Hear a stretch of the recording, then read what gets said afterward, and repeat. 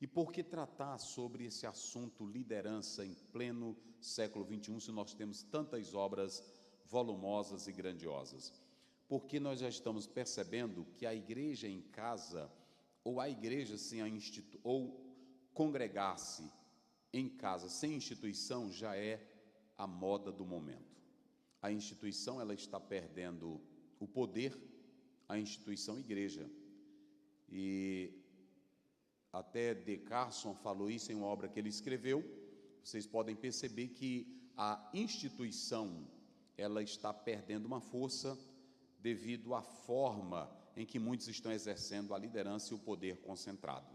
Nós não podemos negar essa realidade. E, segundo os estudiosos, até 2027, muitas igrejas estarão vazias, como acontece na França, como acontece nos Estados Unidos. Não é difícil de acontecer no Brasil.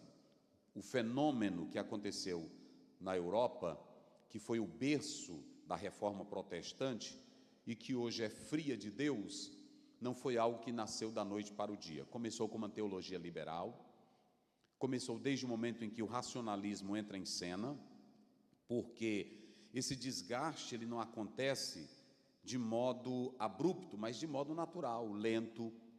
E aquilo que, na verdade, pode parecer inofensivo, não corrosivo, amanhã se torna prejudicial. Por exemplo, as universidades americanas, as universidades da Europa, em especial, os cursos teológicos foram empanturrados com obras de Paul Tillich, de Rudolf Bultmann, de Ernest, dentre outros, e que começaram a mostrar de modo natural que a Bíblia tinha erro, que a palavra não era dessa forma, de modo que essa escassez espiritual entrou na Europa.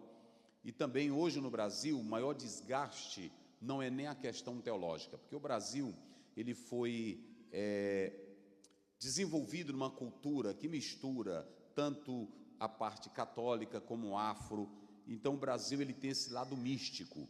E o Charles Hodges, ele diz numa obra que ele escreveu, muito volumosa, mais de 1.700 páginas, mas ele escreve uma coisa interessante nessa obra dele. Ele diz que quando se tem um lado místico, o lado místico às vezes ele não envolve o lado da mente, o lado da razão, ele envolve apenas o lado da emoção.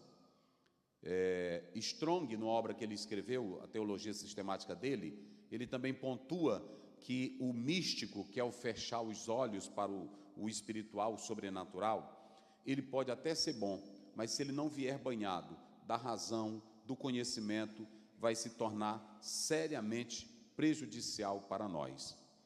E uma prova disso é que o Brasil é o país que mais se divide igreja, é o país que mais igrejas sai e manda outra. Por quê?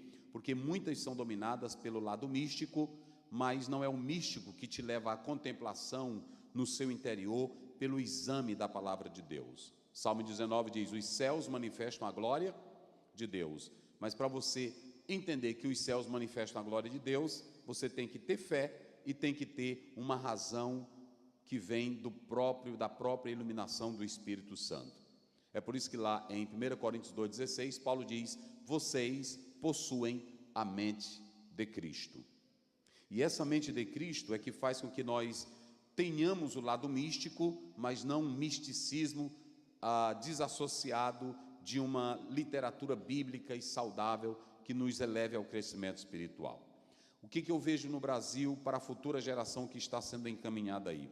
Se nós não tivermos cuidado de encher os nossos púlpitos e as nossas igrejas e os nossos jovens de um verdadeiro conhecimento bíblico e sincero e uma teologia saudável, nós estaremos preparando uma geração que vai ser a geração do poder, a geração da ganância, a geração do título, a geração da fama, a geração do nome, a geração apenas do homem.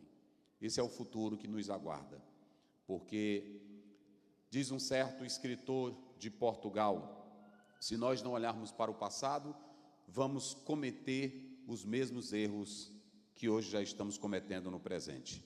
Então eu não posso construir um futuro. Para os judeus não existe futuro, para os judeus existe passado e presente. O futuro eu faço com o passado, eu não faço futuro com o futuro, eu faço futuro com o passado. Se tu queres fazer um bom futuro, faça melhor o teu passado. E eles falam muito isso sobre o passado ou o profético nesse particular. Então,